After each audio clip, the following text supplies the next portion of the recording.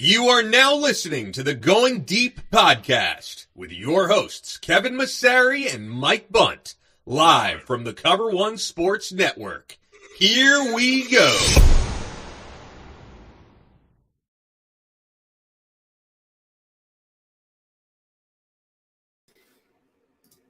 Welcome into a new edition of the Going Deep podcast. I'm your host today, as always, Kevin Massari, here with Mike Bunt to talk about completing the Bills roster, what might be going on across the league. What are the Bills thinking about? How are they going to finish this completion going into the draft? What might be some ways that they continue to target some position groups there? Mike, we're going to get right into it. I know we're a few minutes late. You're talking offline about some stuff that may be going down within the team, whether each of us are kind of on different sides of the fence on what we think might be happening or what might be happening across. So we wanted to chat it out a little bit before coming live. But Mike, how you doing today? I'm doing great. A lot going on. Exciting time with the draft a month away and all the DeAndre Hopkins trade rumors. Is it legit? Is it not? We'll give our opinions on that in just a little bit. And we'll talk a little bit about our conversation later on, what Kevin wants to say. And we'll see how we roll into that. As always, this show is brought to you by Sons of Erie. www.instagram.com/Sons of Erie. Check them out. Amazing small batch work that they make. It's a super cool, really super cool brand. Glad to have them on board. But there's, a good amount of news to kind of come out late last week. As after our show, we last talked to everybody. Some news started to break more and more about potential addition of DeAndre Hopkins. Where's OBJ? He is said to be in Arizona, I believe, not Baltimore, to talk to the Ravens and potentially other teams that he has met with. He is at the top, has always been toward the top of the Bills list for the last few months. I really feel that and have that on good authority. We'll see if that's an avenue that they explore still. You have Kansas City in the running here to upgrade the receiver room. You have Baltimore sniffing around. You have the Raiders in and out, but they don't seem like serious players. And then maybe you have other options. You have Denver going with New England. That might be a natural fit at some time, making a deal between the two of them. Seems like that could be a draft day decision there. That might be a more natural fit to what New England's hoping to do. And then you kind of have a few extra teams like Atlanta kind of sitting and watching this receiver market pretty closely. But realistically, if you want a winning organization, and I think that these veteran players at least do, between OBJ and DeAndre Hopkins, where's Brandon Ayuk fit into this story? And recently on the trade market, reported by a few different places. Does he play a role into this on draft day? Does San Francisco make a big move there? Remains to be seen. But Odell's looking like showing up now and looking like he's pretty prepared to make a decision finally. Mike, we've been talking about him for months and months and months. It does look like he's willing to make a decision in the short term to find the right fit rather than keep waiting it out. Calais Campbell is another name that was rumored to the Bills. He's going to the Jets on Thursday to check that out. There is no visit set up per Brandon Beane at this stage. I don't know if that's not going to happen, if they've pivoted since the Taylor Rapp news. Really quality signing. Let's start there, Mike, and we'll get into receivers and some potential adds there. A quality safety to add as a third safety. You could do multiple different things with him. Could you bring him into a big nickel role, a thick dime role? You could be position versatile in a robber situation. He's a player that's going to bring a lot. He's a thumper. He has big hits. He's a very, very, very supportive of the rest of his team in terms of what he's able to do and add as a dynamic piece to maybe missing Tremaine Edmonds. Now you might run different personnel packages. Had a value of $10 million, ends up signing under $2 million. So a good addition, and one that was said to maybe replace Jordan Poyer had they not came to terms earlier this offseason. What's your initial opinion on adding a third safety and pretty much checking off the DB from the rest of the offseason for the most part? Yeah, I was surprised when I heard the Bills had signed him. I'm happy about it. It was just kind of out of left field. It wasn't really a lot of talk prior to the signing that was a possibility. But you think about it, you're adding a guy that was a former second-round pick in 2019, has started on the Rams over the past 4 years, and really brings another dimension to what they could throw at teams as far as strategy-wise. You've talked about a few things where they could maybe have the three safety looks and kind of use that to try to confuse teams. But you're talking about a guy that is a solid player overall. And the Bills got him on the cheap as well. One of the big things, Kev, that we've been talking about on our show and the rest of Cover One guys have been talking about is the comp picks. And the Bills are still good as far as that formula going forward. Bean has said that any additional free agent signings coming forward are going to be under $2 million.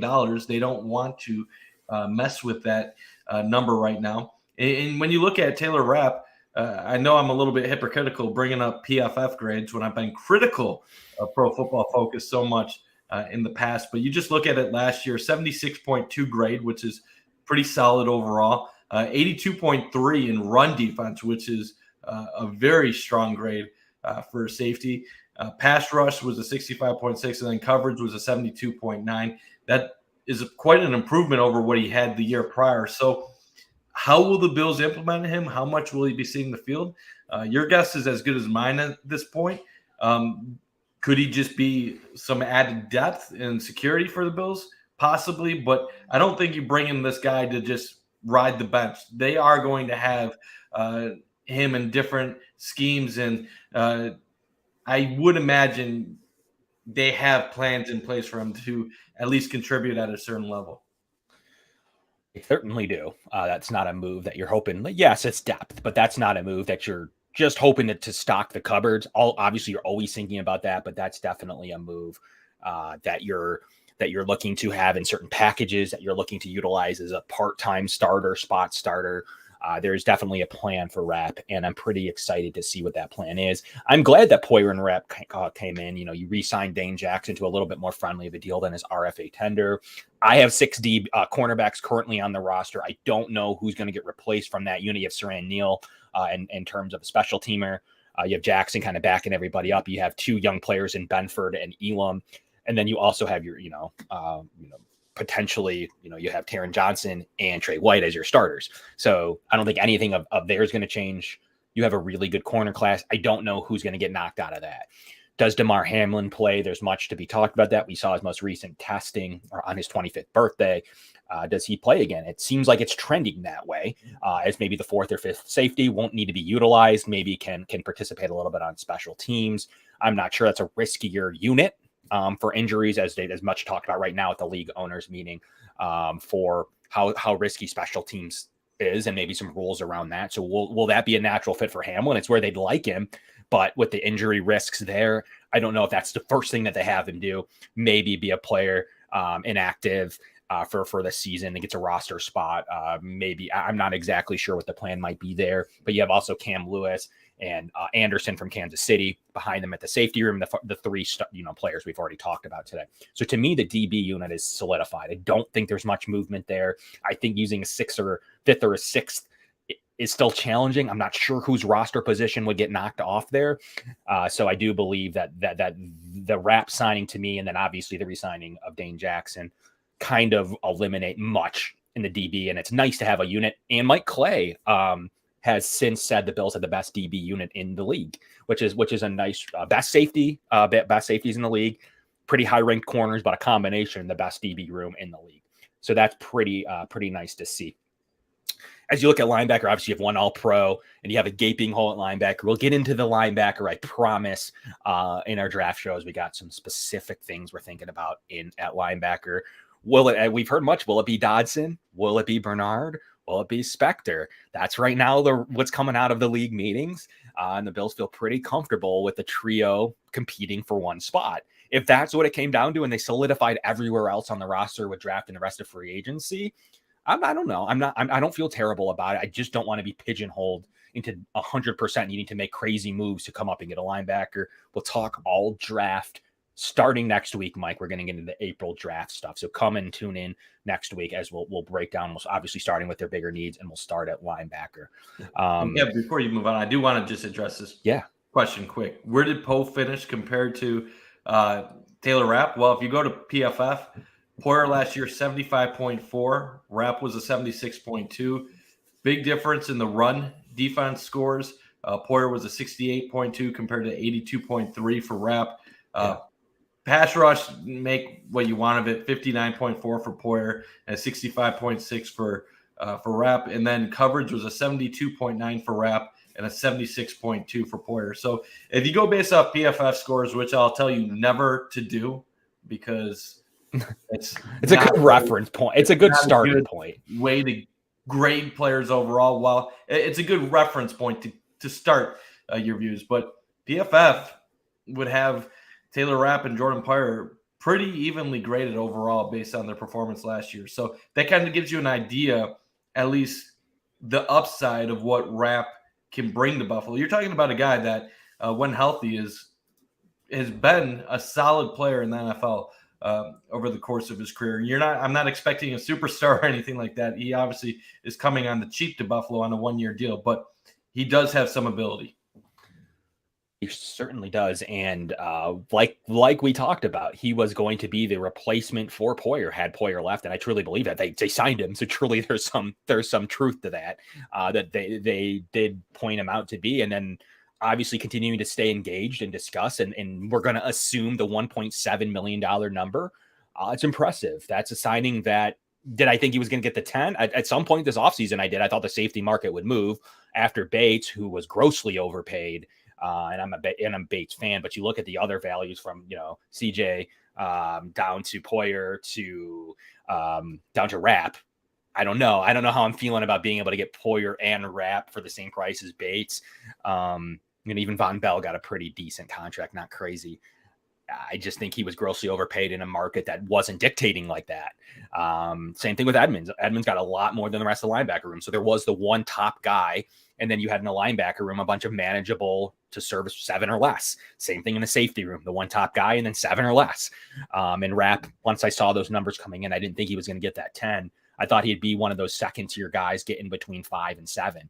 I did not think he would agree to a 1-7 deal, thus pretty much securing the Bills' 3rd round pick. So yay, comp pick bingo. Looks like there isn't going to be a move that's going to remove that. All the people that laughed about it, all the other people that would joke that why do people care so much? Well, because you're getting a top 100 pick now. So yes, it wasn't great to lose Edmonds, but Brandon Beane cared, and he said it. He basically did enough to keep. I think he said it most recently this week that he cared enough that he's going to sign under the comp pick form. He proved it to us that he does consider it going forward. So everyone's getting this 1-7 deal.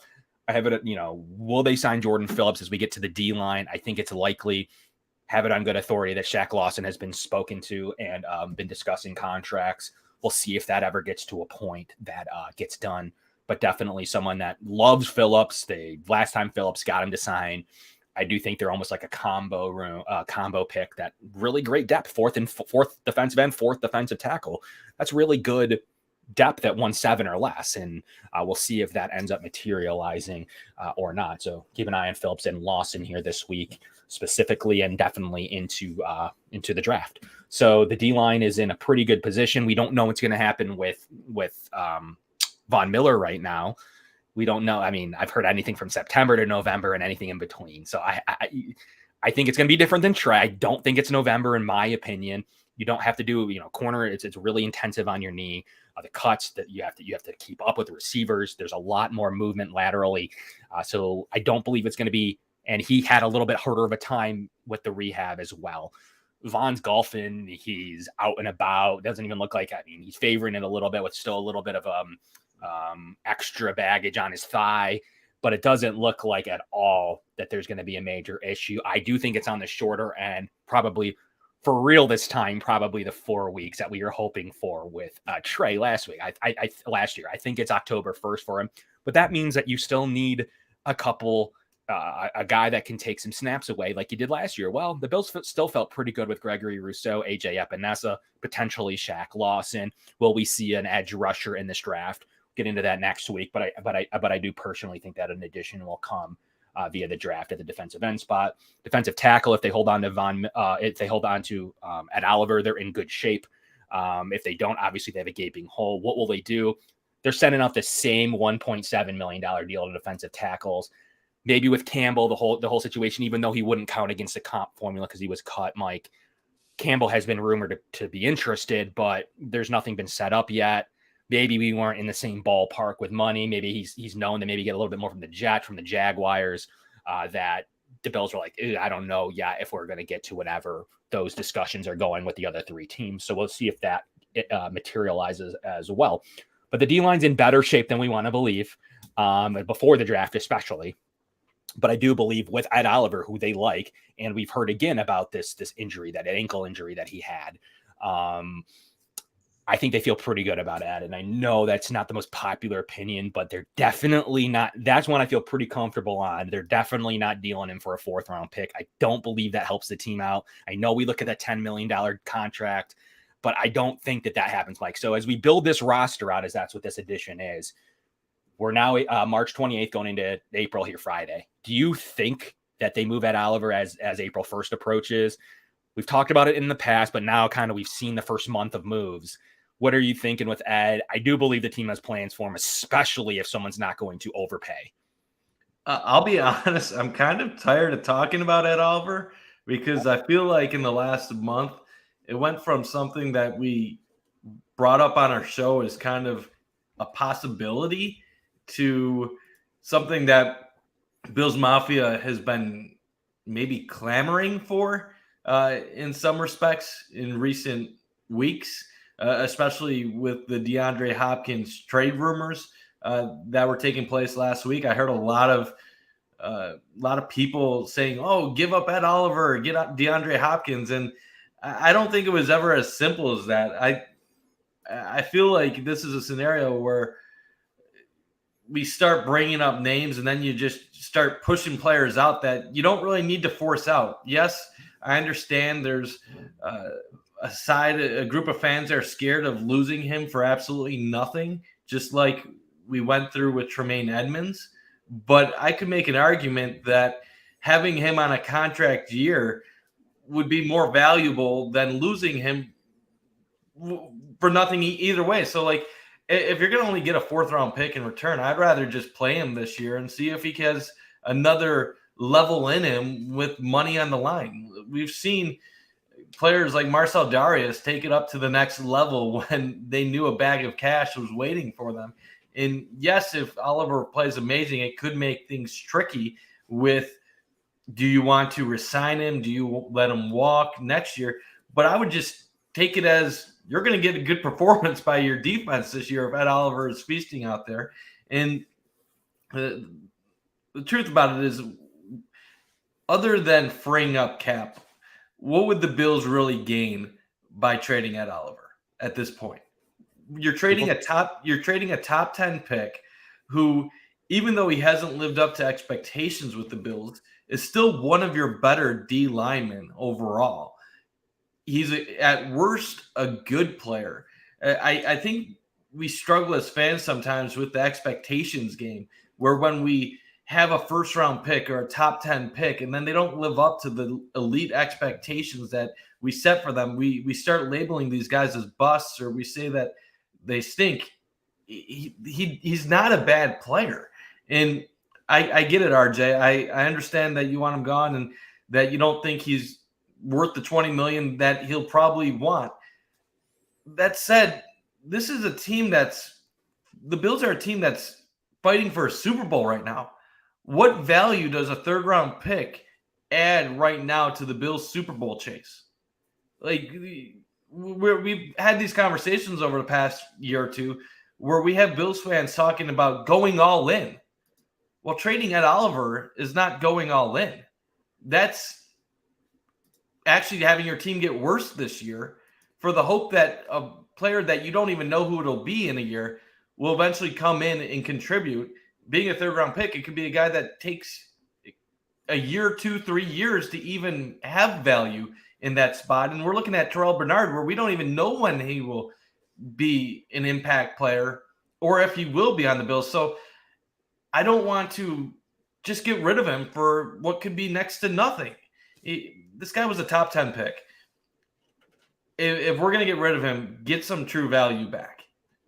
Do not do a salary dump for a guy that is in the early part of his career and still has untapped potential. Right. I think the interesting thing about Ed is the team agrees. I know a lot of us don't necessarily at times. He's got a $10 million evaluation on Spot Check now. And we've seen on defensively, at least, that Spotrac has struggled. It's less than said. So I think the $20 million, unless he balls out, in which the Bills would benefit, the $20 million AAV is a little ridiculous. Like, I don't think he's anywhere near that right now. I think he's in an approve it deal, honestly, year 6, if he gets there. However, if he does ball, to your point, I think that at that stage, yes, he might go over the 10 and a half. And the Bills probably tried to undercut it. They probably tried to say, right now, cash it in, Ed. We'll give you 7 to 9 a year, escalate it up to 10 to 12 at the back end of the deal. And let's do it. He has seemingly decided to bet on himself, and that he will be a $20 million AAV guy. It's interesting to me that I don't know that he'll get there. And if he does, the Bills benefit greatly this season, to your point, in a win now year. They benefit great. If he's a $20 million AAV guy, he balled this year. And that would greatly help the Bills. So if we think that we don't want him because he's going to cost 15, 17, 20 plus, he had a really, really good year this year. I want to answer some questions on compensatory picks. They are tradable. So you can trade them now. Obviously, you can't trade them till you earn them. So not till next March. You can trade your original 3rd round pick, knowing that you're going to get one back. You know, if you're a good team, you know it's not going to be a ton later than your.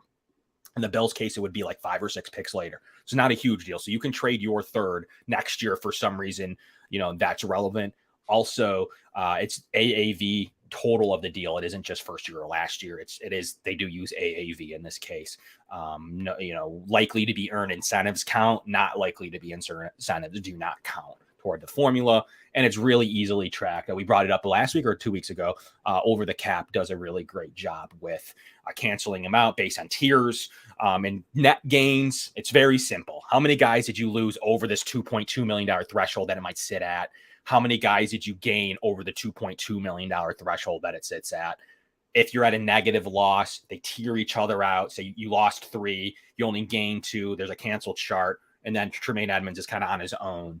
And that's why he's at the highest tier, which is going to be pick 98, somewhere roughly in that range. So that's how the comp pick works. And by all accounts, the Bills aren't going to lose this 3rd round pick. So it is good for once to get back a pick. Now, Mike, I think it's time. It's time to talk receiver. We do it every show until we don't. And hopefully, whether it's today, whether it's draft day, hopefully we will get our conclusion at the Bills for Josh Allen weapons. And there better be somebody, Kev. If we go this whole offseason, we don't get someone outside of obviously the 2 depth signings we've already had, it's going to feel a little disappointing. I'm not going to lie. Yeah. So Jason doesn't think Buffalo's going to get either. They want a high draft pick for him. So there's definitely some strong opinions. Diep wants a new contract and it ain't 15 mil. So that's part of the trickiness of this and why maybe things might be leaking either way in this scenario. But I do have to say, this episode is brought to you by Sons of Erie. Get out there, www.instagram.com/Sons of Erie. Brought to you by the Cover One Podcast Network. Thank you, Carl. Really appreciate it.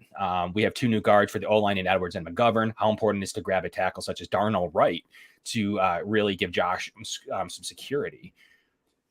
That's an interesting question because depending on who you speak to, Spencer Brown is liked varying levels in this organization, and I think highly by Aaron Kromer from what I've been able to gather from players and other people. It's going to be interesting. Does he need depth? They just signed Quisenberry to re-sign, and he was a really good piece, a really good run blocker, and has been liked in the locker room as well. How much more do they add? They added 2 really decent veteran guards into this thing. I still see a high guard mock to the Bills at times. I don't know where that would fit in. You have Bates already competing with Edwards, already competing with, on the other side with McGovern, who's essentially now, I guess you want to call him entrenched. You have Butker, you have Tommy Doyle. You have more than enough varying levels of talent in the interior. I don't know where I see a high guard. The team's never done it. They've never felt the need to draft a high interior offensive lineman. They spent a little bit in free agency. A cap allocation to offensive lines already in the top 10. I don't know, and that really does matter. I really don't know where it sits. If they're going to add another asset to the interior offensive line, I don't believe so. So we're going to transition to tackle for a minute. I think they feel fairly set with the 3 tackles. Always good to have. That one does have a little bit of room for a veteran, or excuse me, for a rookie tackle. I don't know how high of an asset. If by far there's a glaring tackle sitting there and very high on their board, it's the right selection. I don't know that they force it, and I don't think that they're thinking they need a right tackle right now with the $1 million contract that Spencer Brown's on. Always noting, just like they do with Ed, noting the back injuries. So I think that they like Spencer Brown a lot. We'll see that one. We'll get into tackle more definitely on the docket for next week. And Kev, I just want to add one quick thing. Yeah, go ahead. I'm not opposed to the idea, and there's definitely some of us content creators and Bills podcasters that are in favor of it. I can name names, but I'll choose not to at this moment. Darnell Wright would be a good fit, and I think he would be a solid player on this Bills team at right tackle. The only reason why I don't think that's likely at this moment is if you draft Darnell Wright in the first round or find a move to get him in the early second, you are essentially committing him to being your starting right tackle. Right. And I don't think the Bills are ready to just give up on Spencer Brown. If you draft someone like that at 27, Brown is now a backup in that scenario. So that's the only reason why I wouldn't think that it's likely at this moment, because I do believe the Bills believe they can get more out of Spencer Brown, considering his athletic ability that he brings to the table. Yeah, fair enough. I don't believe that I think they feel fairly decent at DB, and I think they feel fairly decent on the O-line. They really feel 2 good offensive guard replacements. They feel Spencer Brown coming in healthy. They feel replacing their weakest link in Roger Saffold. They feel another year of Bates and Morse together, Dawkins and Brown on the bookends. They feel pretty good. They're bringing back Quisenberry. It's a line that took a big upgrade interior-wise, one that's going to definitely see some depth added in the draft, and most notably at tackle. I don't know how much they're going to push the tackle or DB spot here early in the draft. And that's right. That would have to replace Spencer Brown, which I don't know that they're necessarily number one priority right now is to replace the developing athletic right tackle that played through injury that the offensive line coach likes. I don't know how high that is on the list of things to do. I think getting him another playmate at guard and then replacing Saffold will help the line out a whole bunch. So good point by producer AJ too. He just messaged us saying if they do go right tackle in the first round and Spencer Brown were to win the right tackle battle, fans would absolutely lose their mind in that scenario, seeing another first round pick essentially sit on the bench going forward. And then if Brown ends up playing halfway decent, then you feel like you wasted a first round pick, because where would be the time to make a change, which obviously you're happy in that scenario that you're getting solid production, but then you wasted a first round pick on someone you didn't need to go.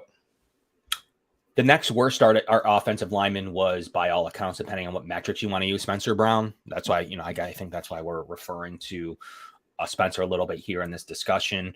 So they really believe, if truly healthy and not receiving back treatments before every game and able to swing and kick and combo, I've been told by other offensive linemen that he is their favorite person to combo block with. So I think Spencer Brown has a lot of clout in the offensive line room that, we don't necessarily see, and especially coming up. We can't say like other players were hampered by injury, whether it was Trey or anyone else, and then, not say the same things when it comes to Spencer Brown. He was definitely rehabbing an injury the entire season, and by what I've been gathered, shouldn't have played. You had days where Quisenberry was out. The team wanted Spencer in there. They already had some banged up in, Doyle was out for the year. They already had some injury problems in the offensive line, and Spencer gutted through it, just like we've seen others do, like Cole Beasley did a couple of years ago, and others have gutted. Jordan Poyer have gutted through recently. Spencer Brown is an example. I do think he earns the job. To your point, Mike, I wouldn't love a first-round pick there, because you're right. There is a world where that first-round pick is not going to win. Now we have an expensive swing tackle who may or may not even be active if they're going to go with Quisenberry as a swing tackle. So to even take it a step further, sure, they could cut Quisenberry, but I do believe they'd want a veteran swing tackle not a rookie who's getting used to one side or the other. So Quisenberry, to me, most likely bearing injury or awful play, is your swing tackle day one. You would be replacing, you're going to go out of your way to replace Spencer. It's possible there is a world like Wright is highly considered. I don't think he's going to be there. I think he's top 25 on all boards right now. He's been that good. But if he is, sure, you want to add good depth, talented players. But Mike, you're right. It's going to run into some Elam situations that we saw last year. The team's not willing to play, blah, blah, blah. No, Bean picked the best players possible. Yes, there was a need at corner, but they felt he was their last graded first-round pick. That's why they traded the 4th-round pick. There is some validation there because I don't think Bean gives away a 4th-round pick if he truly doesn't believe that Elam was their last rated first-round pick on the board. So they wanted him to develop. They didn't feel the need to rush him. He was not always in this cover 2 scheme and zone coverage, even though he's shown a decent propensity to be able to do it. They didn't think that rushing him in that scenario, coming off of a man cover man situation, press man, to go right into the game. And they were right at times. I don't have an issue with how they really dealt with Elam. I know Bean wanted him to play more from what I've been able to gather. But ultimately, the coaches are there to make decisions, and I don't have a huge issue, to be honest, with how they handled corner. Not the biggest Dane Jackson fan, but you're right. You'll run into that situation at tackle if that scenario plays out. So I would like to avoid that too. Where I don't think that situation will play out, though, is receiver. I do think that there is some snaps to be given to receiver. I do think you upgraded Isaiah McKenzie with Hardy. I do think you upgraded Jake Kumaro with Sherfield. You obviously still have Gabe and Stefan. So and Khalil Shakir too, who might be your starting slot as of right now. Does the team want to roll with Gabe, Stefan, and Khalil? We'll have to see, but I believe they would enjoy an upgrade. There's been enough chatter with OBJ, whether it gets done or not. There's been enough chatter with Hopkins, whether it gets done or not, that you don't just look into those options because you're, like we were just talking about at right tackle, because for fun. You are looking to get better at a position you want to get better at. The Bills felt the need to only add Quisenberry at right tackle for now for a reason. They like the future of Spencer Brown. Is that the case at receiver? I believe they want an upgrade, Mike, and that gets into the discussion of OBJ's live present in front of teams right now. I do think it behooves him to finally make his decision here in the coming days to make his selection when options are robust as compared to after the draft. In the DeAndre Hopkins situation, we've gone over the last week. We've had some people nationally, Ben Albright. You've had Wilson from the Houston media. You've had other smaller accounts have some information on Hopkins that seemingly pretty good. You had Pac-Man Jones, who by all accounts is friends with DeAndre Hopkins, based on the storyline and how you're going to link them, say that Buffalo is their number one goal. You had yesterday Bean throw a little bit of water on that, saying, well, don't just comment it on social media. Don't believe everything you read on social media, which is a good blanket stay. Like, of course not. Like, that's a good blanket. We've learned that through 2020. And then into late last night, Tim Graham reporting about 12:30 that he would be bearing, what is the exact terminology? Bearing, we're going to use the exact term. I don't want to paraphrase. I'll pull it up right now. I got it. Yeah, I don't want to paraphrase just for transparency purposes. Tim tweeted out, bearing a significant development, the Bills are not trading for DeAndre Hopkins. Significant development. Interesting word choices. Trading for Hopkins in the first place is a significant development.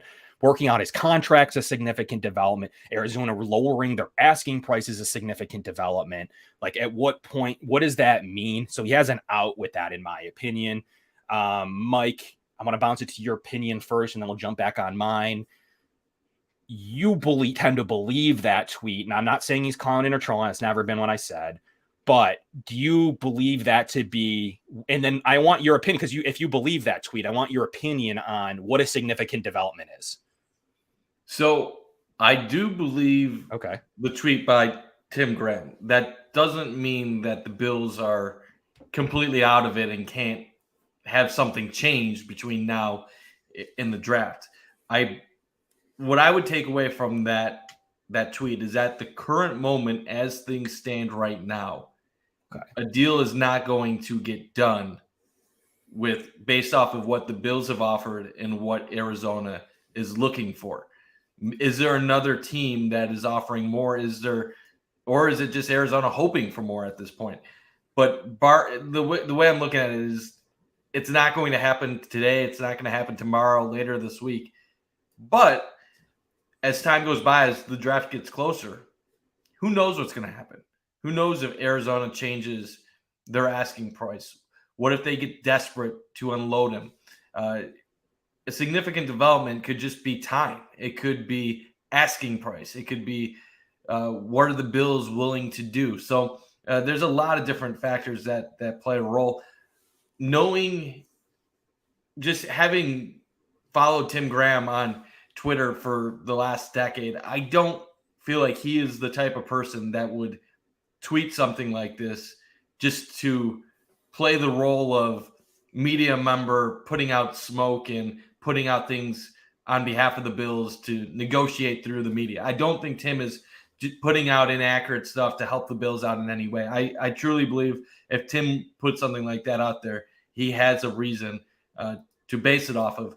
What is interesting, as you pointed out, though, Kev, is there are other informed people that are seemingly close to DeAndre Hopkins that also have NFL ties at a national level that are still connecting the Bills in these sweepstakes. So I typically will take Tim's word over national people and other players just because Tim has a tremendous track record of being correct. And when it comes to the rest of the Buffalo media, I feel like he actually is one of the few that breaks news out of the Buffalo media. So I'm going to take him at his word right now, but that doesn't mean things can't change. He said it himself. So my rebuttal to you would be he said it himself that things could change in as many terms, in as many words. But what could change? So that's always what I've wrapped my head around to. I believe, if anything, his word is coming from the Bill side. Now, Hopkins has been pretty. Yeah, that's the difference here. I think when you're hearing the players speaking like a Pac-Man Jones, that's Hopkins talking to Pac-Man. When it's Ian Rappaport, that's him talking to different organizations and different sources around the league, trying to tie things together. Hey, what teams are talking to Arizona? Who do you think would be interested in DeAndre Hopkins? Talking to other players, seeing what they're talking about, and executives. Tim Graham's sources are deep inside the Bills. He knows the Bills inside out.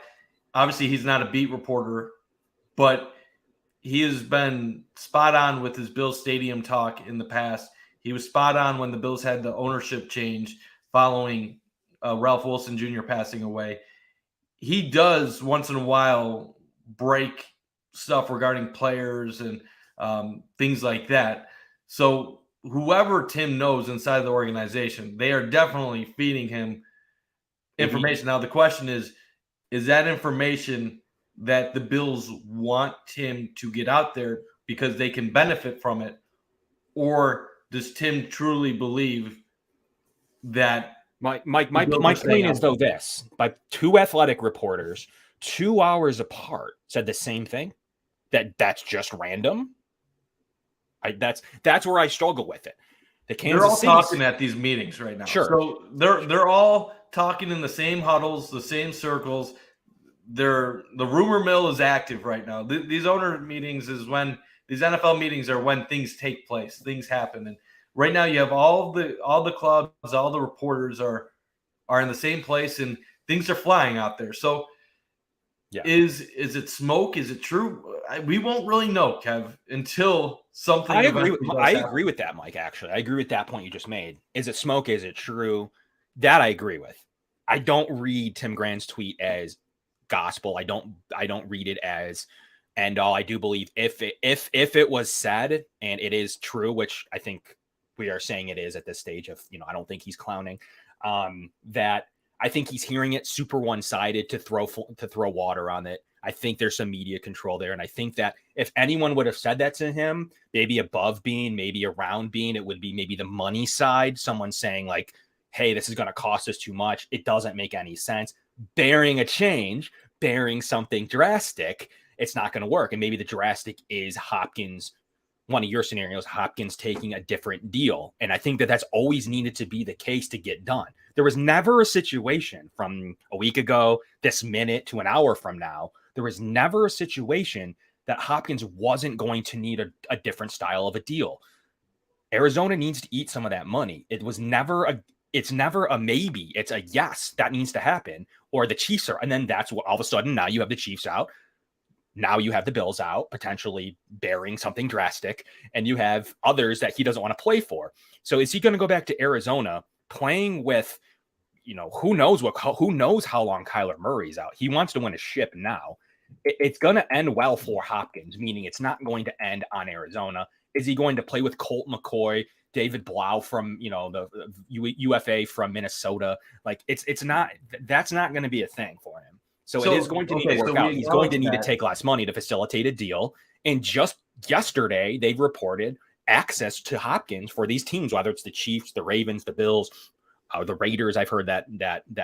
And Ian Rappaport went on McAfee show, who's been tuned into the Rodgers situation. He's been tuned into the Hopkins situation, who still likes to remind us of the Buffalo Soldier. They sing it every time that the topic comes up. And yes, Rappaport, some people are saying, well, he didn't say anything. And some people are saying, well, look, he said the Bills are in. He didn't say either, but he made sure to shoot down the Raiders after hearing the list of available teams. The Raiders don't make any sense, and didn't say anything about new information and the Bills as well. Raiders and Bills don't make any sense. Would have said that easily. So on a national level, so that shows me that Tim's maybe, if anywhere, he's talking to the financial side, or there's some agenda there by the Bills and the Chiefs to kind of do something that's like, let's get this asking price down. What incentive would a person inside the Bills organization have for giving that information to Tim if it wasn't true? So if it's true, then think about it. Lower the asking price from the rookie GM. Kev, I'm getting to the point. Don't worry. If you're Brandon Beane or you're someone in the Bills organization, there's many reasons why you would want fans to think that the Bills wouldn't likely get him. First of all, it takes the pressure off of you. It calms the waters a little bit. You don't have everyone freaking out every single day. Are we going to trade for D-Hop? Are we not going to trade for him? What are we going to give up? So it takes a little bit of the fire and the urgency out of it from the fan base, first off, because their expectations are lowered. Secondly, if you look at negotiating through the media, you're basically telling Arizona, yeah, we're not desperate for him. We can wait this out. If you want to stick with him, fine. Pay DeAndre Hopkins, have him stuck in a bad situation. He can be your problem. We'll figure this out in the draft. We'll go after OBJ. We'll sign someone. We'll be okay in Buffalo. And so I think those would be the two biggest reasons if you're someone in the Bills organization and you still theoretically want DeAndre Hopkins, but you want to cool the waters. And that could be possible. I guess it's also certainly possible that the Bills really could be out of it. But at this point, it's too early to know the truth about it because, as you mentioned, Kev, a lot of people have tied DeAndre Hopkins to Kansas City, but the money situation with them would be difficult to make that work without Arizona retaining money. Would Hopkins want to play with Baltimore? I don't know any receiver that would really want to play with Baltimore right now, not knowing what's going on with their quarterback situation. The Raiders, as you said, Ian Rappaport said unlikely with them already having Devontae Adams. So there's only a limited amount of teams that really can make this move for him and then also give him the contract he wants, considering he wants to play for a winner. So I won't say that I've given up on the idea, but I'm definitely not feeling 60, 70% likely. I'd say it's a possibility, but I don't want to put a percentage on it because there's too many uncertain things that are floating around this right now. I will say, to your point, the reason that why they would do that, they have a young GM from Tennessee who likes to run the ball. He's been into a system that they've been efficient, playing good defense, playing sound football, turnover free, with a very solid offensive line and running well. the first thing this individual wants to do is not come and trade his premium receiver, his premium asset, to further say, we're going to run the ball now. Look, we just traded. We don't have a quarterback's hurt. That's just not the mark a new GM wants to do. The Bills and the Chiefs and maybe other teams know that. And at some point, his value is going to need to happen and come down so that he can get an asset, free up actual cash, not just cap space, actual cash, June 1st cash, cap especially, and then get on with his organization, because the player's most likely not going to play there. I do believe if the Bills make a splash, it needs to be at receiver too. And Mike, I want to ask you real quickly, and then we're going to bring up AJ for his opinion on this topic and where he kind of sees both of us, one of us, a mix. Mike, what is your percentage that the Bills acquired D-Hop and or OBJ? Just a simple I don't need a long form, just a simple number. Can I do one for D-Hop and then one for the either or? So I'll put it at 30% chance that they get Hopkins. Okay. And if you said either or, Hopkins or OBJ, I'll rise that up to like 45%. I feel like if they lose out on one, that might then get them to be more active and going out there more to get the other. I do want to say one last thing. I saw a comment here mentioning that with the Bills, their big moves seem to come out of nowhere. And there's been a lot of people I've seen on Twitter saying, well, don't ever believe smoke because things don't leak from one Bills drive. I respect that opinion. And typically in the past, there is merit to that. The difference is in this situation, you have three different players involved. You have the Bills organization, you have the Cardinals organization, and you have DeAndre Hopkins.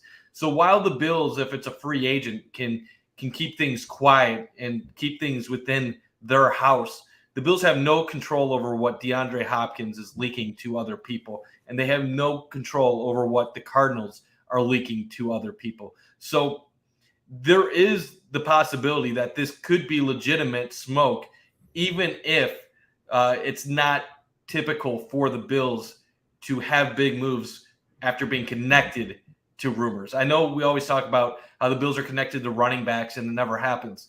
Some of that is illegitimate smoke, but I wouldn't just say that this is fake. It seems like there's too many people tying this together, people that are respected in the NFL media, like Aaron Wilson and some other prominent names, for me to think that this isn't something that the Bills are actually pursuing.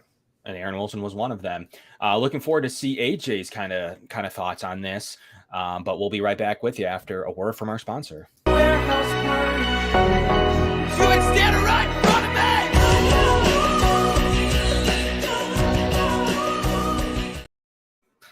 AJ, pleasure to have you up. Producer AJ Cebulski has been tuned in and dialed into this scenario and other scenarios. See him on Spaces, see him on Twitter, see his takes and opinions there.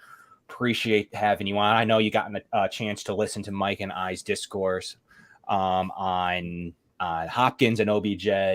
Before we bring you up, I have it at about 10. Believe it or not, as much as we're deferring on the report, I still have it at about a 10% likelihood they trade for Hopkins.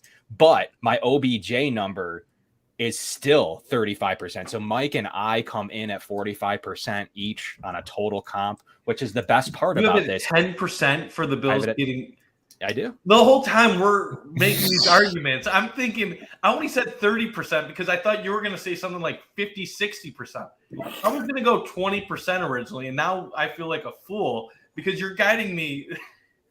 Come on. I believe I'm just keeping it just 100 on. I'm changing it. My number is now 20% for D. But yours is super low on OBJ though. Like I'm going to go to 20% for D Hopkins, and I'll say 30% total that they get Hopkins or OBJ. If I knew you were going to do that, my numbers would have been way. I was shocked you went so. I'll be honest.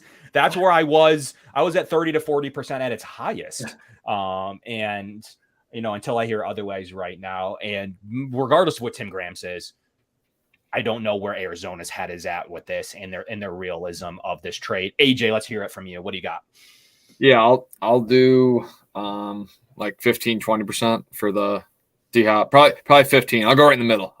You guys. I'll go 15% for D-Hop. I'll go OBJ. 35% for OBJ. Okay. So you're at a 50-50 likelihood they get one or the other. I mean, yeah. Think about it like that. Yeah. Probably. Yeah. So, I mean, I'm not – I don't know. Maybe I'll jot that number for OBJ down to 30. So I'm 45%. Okay. I'm You're right there.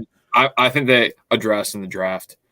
But, I mean, they could shock me. But I don't know. I just think there's been a lot of reports on both sides, looking at it in the grand scheme of things. So I think what Tim Graham does, what he said does have weight. And I think, like Mike said earlier, like I think that's something that might not happen right away, but it could happen down the road. So, yeah, I think to Nikki's point, I think there's a better chance the Chiefs get Hopkins. I don't know. That scares me, but we'll I'm see. going to throw more numbers at you, AJ. What do you think there is a better chance of? I don't need percentages or anything. What is there a better chance that the Bills go into the regular season with their current wide receivers without a major addition? Second option is OBJ or Hopkins. Third option is they draft someone in the first 2 rounds. Third. Kev, what do you stand? Run those by me again? First option is they just run it with their current squad. Yeah. Okay. Khalil Shakir is the 3, Yeah. Hardy is the 4, whatever you want to do with that. Second option, they get either Hopkins or OBJ. Third option, they draft someone in the first 2 rounds at wide receiver.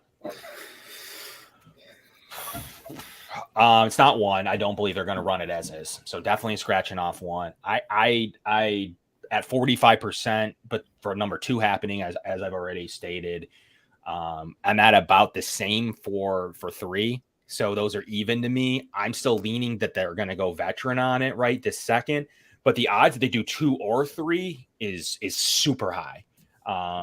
Or an or statement, 2 or 3, not and. So that I'm probability of them of one or the other happening as pretty high. So I merge those 2 together. How likely is it going to be to add to receiver 2? I think 80%. Like I think we talked about this 2 weeks ago, where you asked, and I think even last week you asked. AJ had said, "Would you rather have Hopkins, Jerry Jeudy?" I think there was a couple other players involved. I ended up saying Jerry Jeudy was the guy I wanted to go after, but that doesn't seem to be a realistic possibility at this time. The Broncos look like they're seemingly trying to hold on to him, unless some crazy offer comes through. But when I look at it, my whole approach going into the offseason was I wanted one of those first-round pick wide receivers. And as much as DeAndre Hopkins excites me, believe me, I would be going crazy if the Bills acquired him. I'm still really intrigued by the top 4 wide receivers in this class. If Zay Flowers falls, a Jackson Smith and Jigba, I know it doesn't seem likely now with all of his testing and pro days and stuff like that. But if a Jackson Smith and Jigba fell, or even a Jordan Addison, I still think I pluck one of those guys in a heartbeat and then try to go linebacker second round.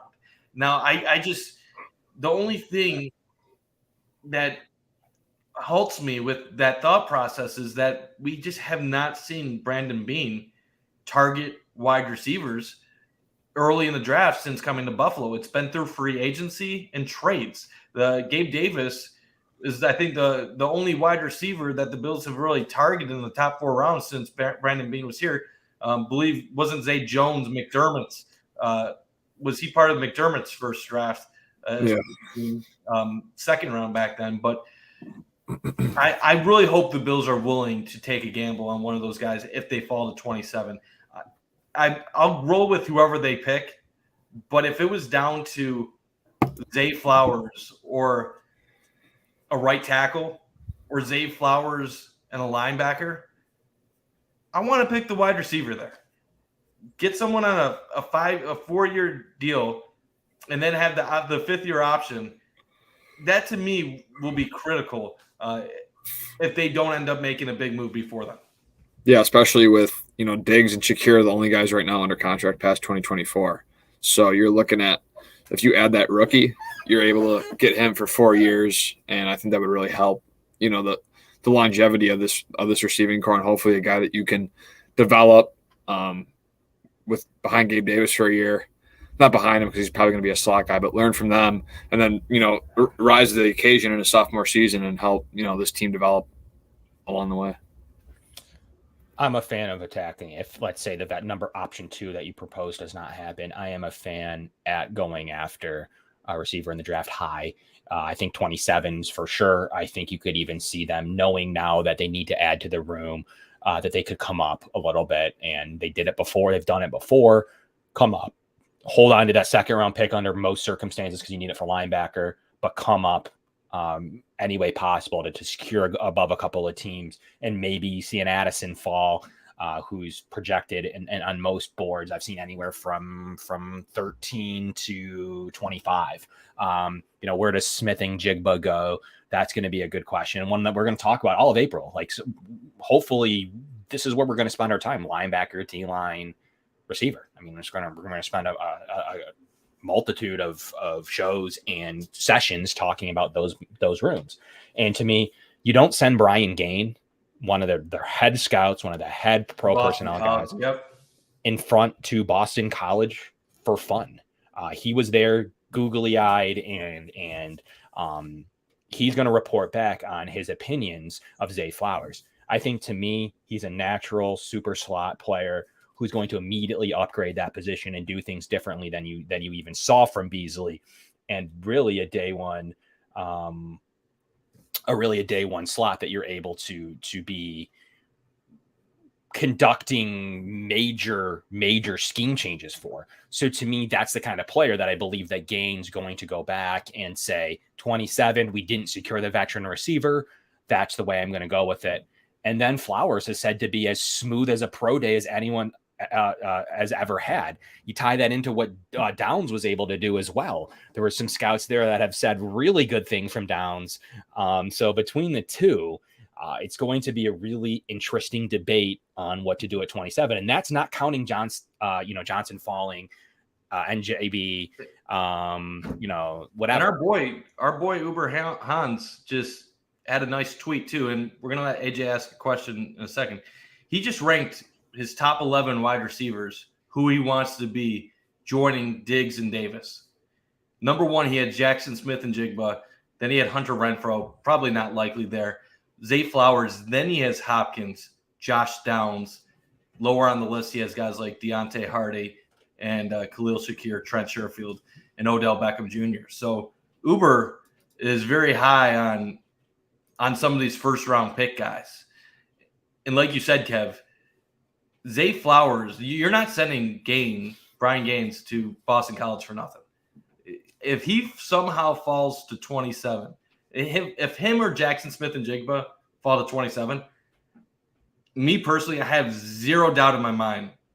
I go right up to the board, the podium. I make my pick. I don't have a second guess at all in me. I take either of those guys in 1 second if they're there.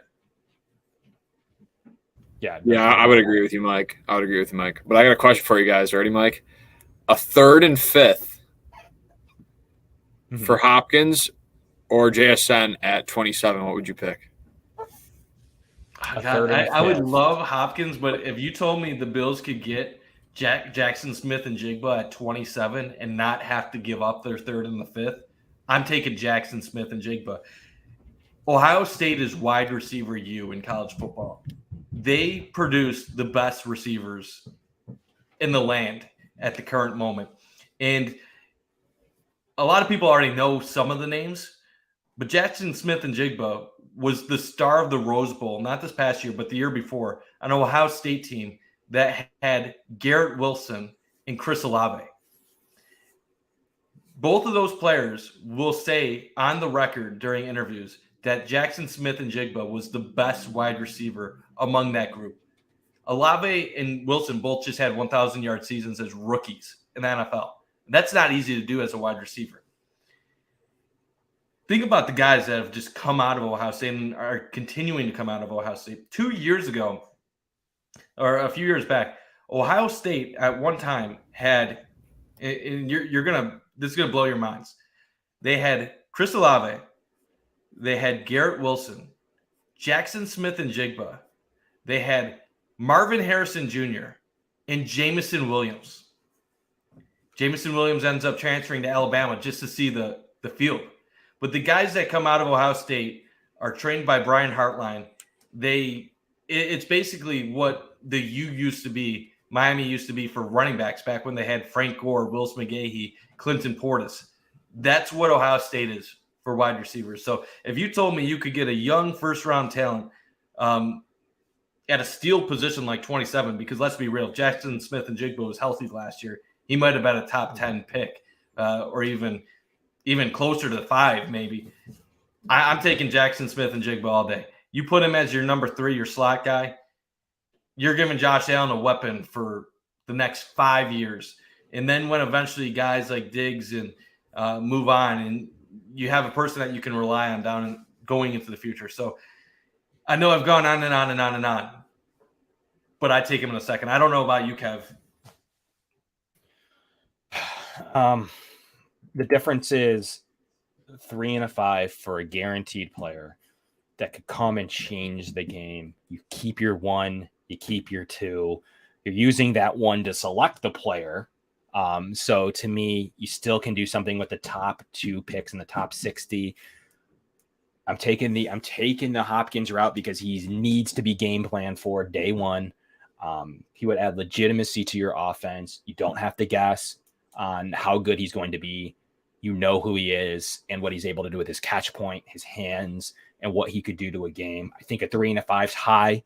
I think that's higher than I'd like to pay, but if that's the current number that they'd settle on, that's about my max that I'd pay in this scenario.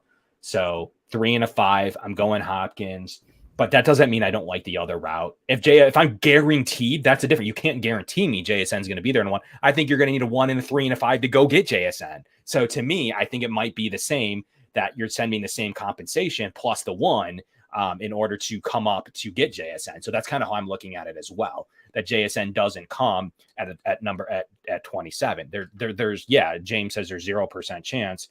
But it's a fun hypothetical, first of all. Yeah. And second of all, there was a time entering the offseason where there were people that thought that Jackson Smith and Jigba could fall to the second round due to his health issues last year at Ohio State and his lack of playing. There were reports he could fall down into the 30s.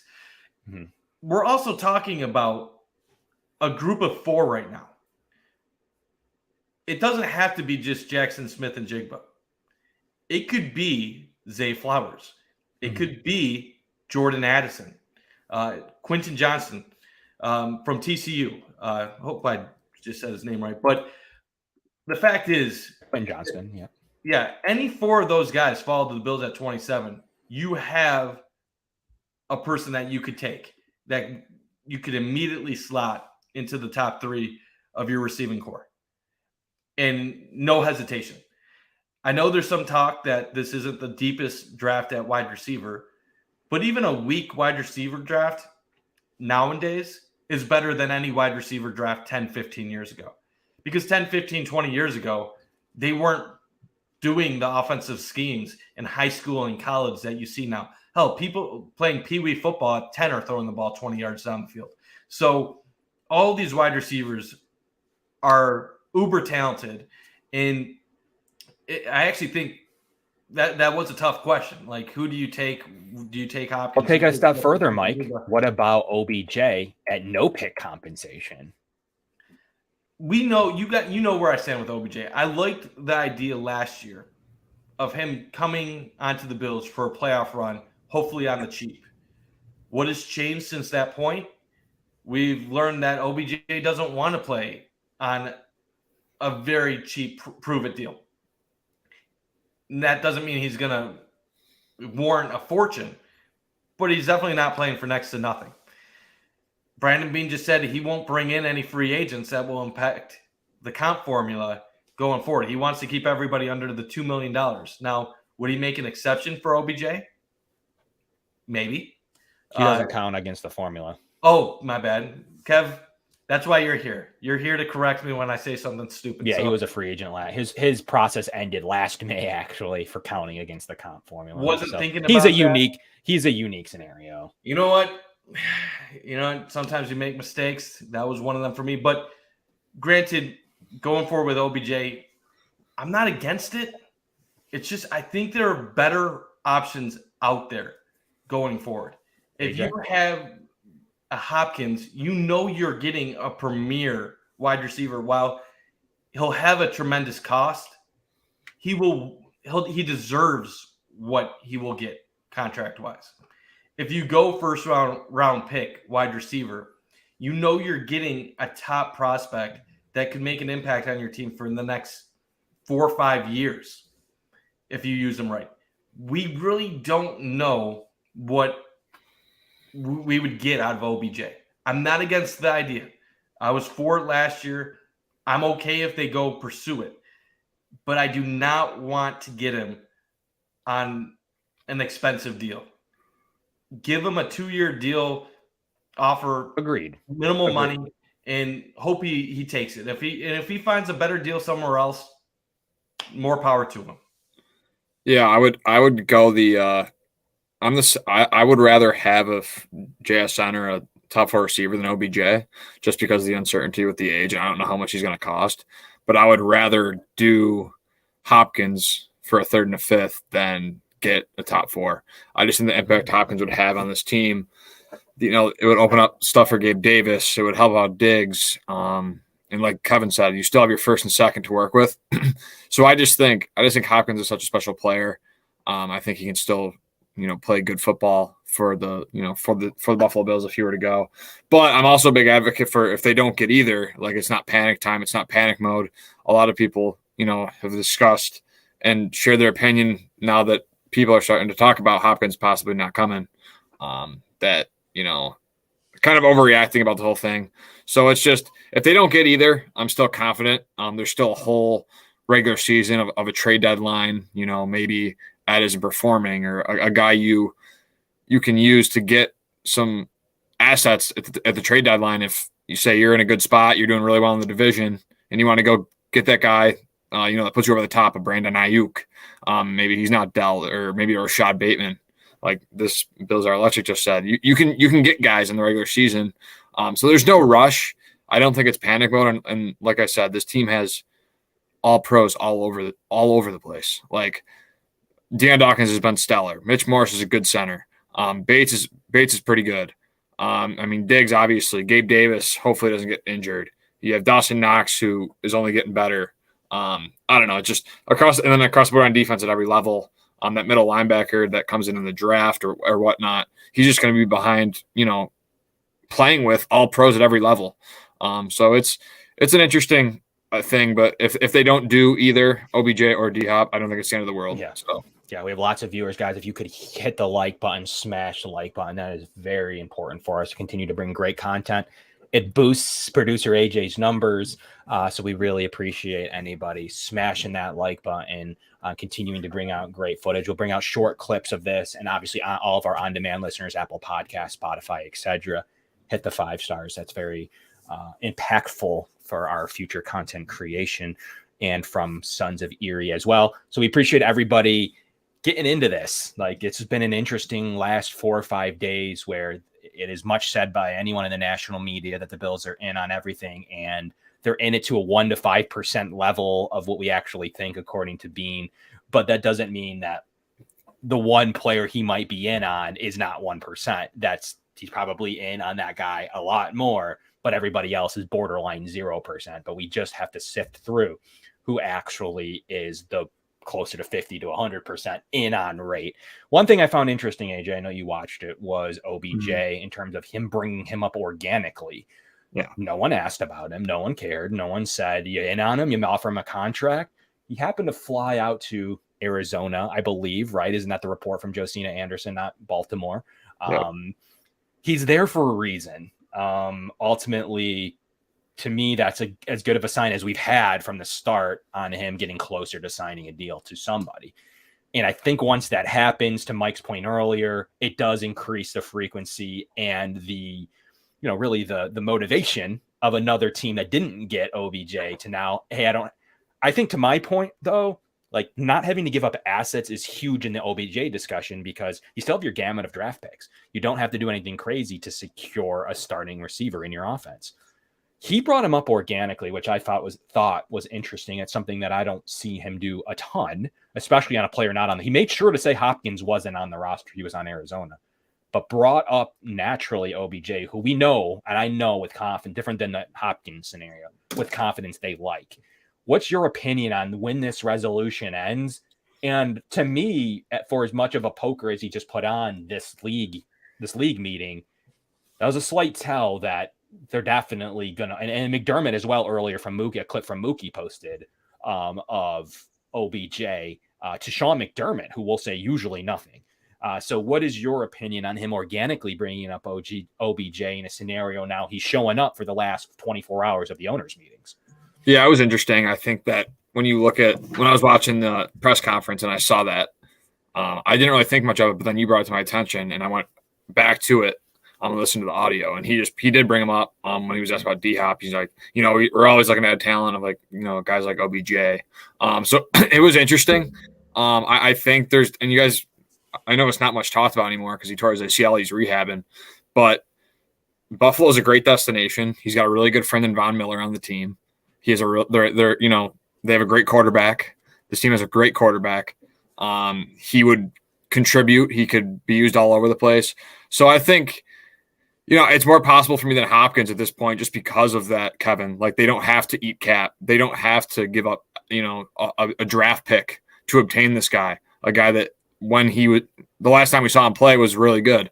I know it was a long time ago, but that's still relevant. So it's interesting. And I know, like you said, Brandon Beane's always looking to add to this roster, to this, skill, playmakers for Josh Allen, guys that can separate, guys that can get upfield. And, a guy like OBJ would move the needle as long as he could stay healthy and get back into, football shape. But that's remained to be seen.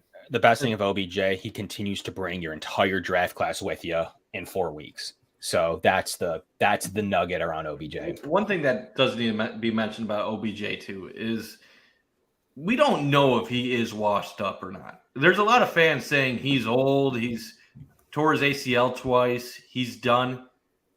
We don't know that he's done. A lot will be contingent on how he actually recovers from this ACL injury. Now, the good news is this isn't something like Trey White where he got hurt and a year later you're trying to get him back on the field. OBJ just missed an entire season. So between the Super Bowl that he last played in and won, and the next time he plays a game, a regular season game, you'll be talking about something like close to 20 months. He's going to have more than enough time to get on the field.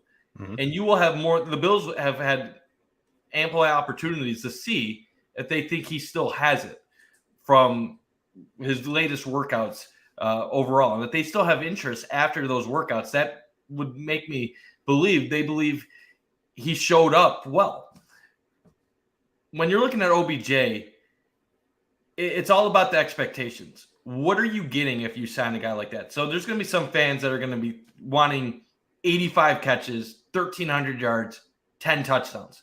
That's not what you're getting when you sign Odell Beckham Jr. to the Bills. He hasn't had a season like that since he was 24 with the Giants. His first 3 years in the league was maybe one of the best 3-year runs by a first-year, second-year, third-year player, wide receiver in the history of the game. It's one of the best 3-year runs ever for a person that early in his career. But you're talking about 2016. 7 years ago was the last time OBJ had a truly elite season. He had 1,000 yards in 2018 and over 1,000 yards in 2019 when he had his first season in Cleveland. But it's been a long time. I think reasonably, if he comes to Buffalo and he's healthy, you're looking at a guy that will probably have somewhere between 50 to 60 catches and maybe 700 to 800 yards and 5-6 touchdowns. What is that worth to the Bills? I would say that's a guy that you would want to spend maybe 5, 6, 7 million for, and you would be content with it. I think the reason why he's such a polarizing player for most fans is people are either thinking that he's going to bring greatness or they're saying he sucks. He's 30 years old. DeAndre Hopkins is 30 years old. Stephon Diggs is 29 years old. We can't be saying he's washed up when these other guys are basically the same age. And if we're going to say that OBJ can't recover from the ACL injury, then what are we doing with Von Miller, who is 3-4 years older than OBJ and just suffered a second ACL injury? So if we're going to say OBJ is washed up because he's over 30 and he has 2 ACL injuries, then we might as well give up on Von Miller, because that's an even worse situation as far as age in position. So I'm open to the Bills signing him, but it has to work out. He has to sign a deal that works out for the Bills. And I don't know if he's willing to do that. But this whole Arizona owners meeting thing, it is interesting, to say the least, how it's all working out. Yeah, I think his agent got in there. He's ready to get in front of some final owners before making a decision. Baltimore being one, clearly, on what's going to happen with Lamar. And I'm assuming that's at the top of his list. And then he's going to make his decision on, conceivably, looking at Baltimore, KC, Buffalo, and maybe some others. So I do believe he's honing in on that decision. And I think it creates a trickle effect. Say you take KC out of the game, they sign OBJ, all of a sudden that lowers a landing spot for other receivers, and something opens up with Hopkins. Sometimes 2 or 3 moves happen, boom, boom, boom, because they kind of line up. So I think that maybe you get a Judy trade, you get an OBJ destination selection, and then you get where the final Hopkins destination might go.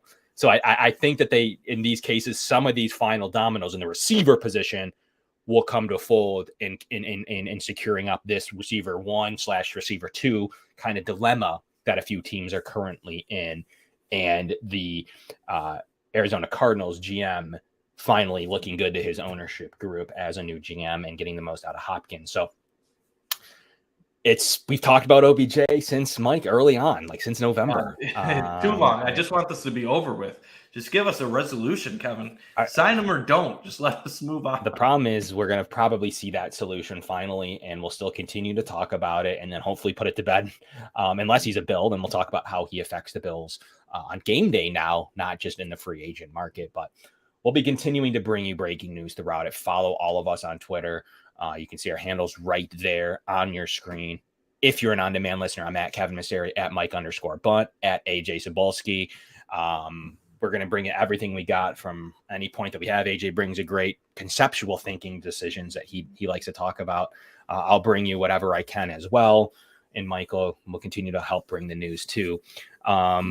So we're feeling pretty good. We have Ant coming up next to talk about ranking the position needs on his show coming up at 9:00 here on the Cover One Sports Network. So that's going to be interesting to kind of pick this conversation up. And I believe his show, he's going to kind of rank what he thinks these positions we talked about today and where they rank on the needs list for the Bills. So tune into that at 9:00. We have stuff going all week long from all of our shows. And we're excited to bring back at you next Tuesday to talk draft, unless we get a big move. And you can find myself and AJ and sometimes Mike now on Spaces on Twitter. So make sure you tune in and you hear our thoughts live on Spaces. And it's a cool platform. You guys can interact vocally. You can kind of ask your questions. You can kind of get in what you think. It's fun. It's really just like this, less informal.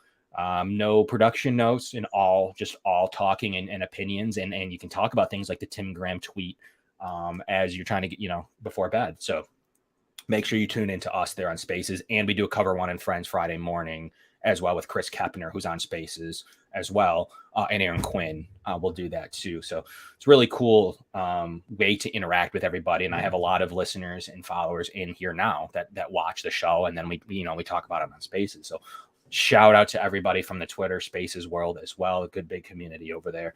It's fun to interact, but please 5 stars on Apple Podcast. Please smash the like button here today. And from our show sponsor, Sons of Erie, www.instagram.com/Sons of Erie.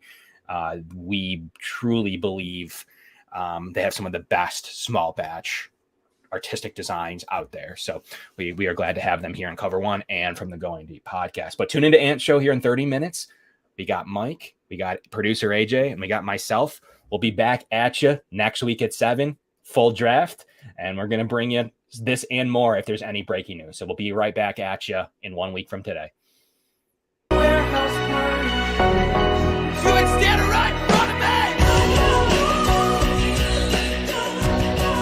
Josh Allen looking deep, going deep.